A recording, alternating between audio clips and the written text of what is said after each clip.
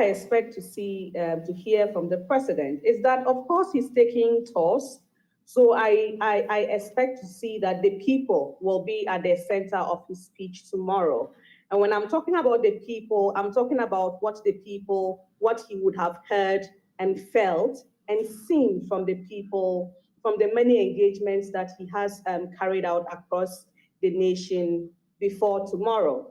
I also expect to hear something positive about the economy, some assurances.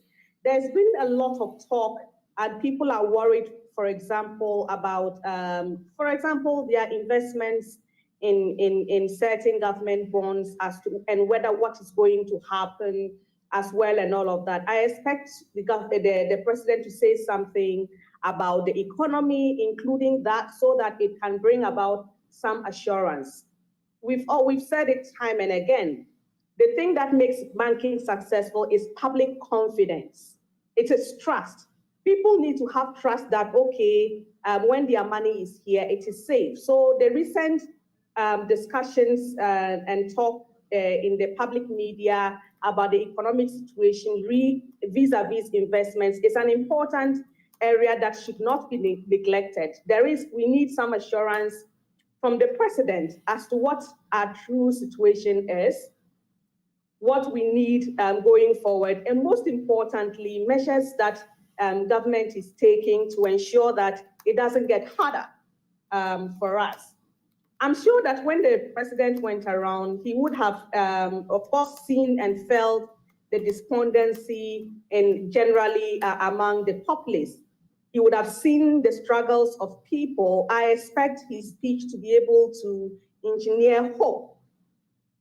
Hope is an important commodity for any human being and in any democracy and country. So I expect to hear something that would engender hope amongst the people.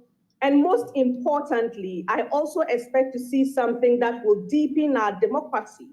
I expect that hopefully this will not once again or bring about NDC MPP bickering, but I hope to see that something that will deepen our democracy. I expect the speech to reflect not just slogans, as you said, but to reflect action that deepens the democratic values and sets an example, a good example, a worthy example at that matter for the people. Just like the COVID times, it is very clear that these are not exactly very normal times, given what has happened, particularly this year or the past few months. So I expect the president to accord it all the seriousness that it is, and as Professor Osai Papong said, to be more conciliatory in the speech and carry everybody along, irrespective of their political views or political opinions or other. Some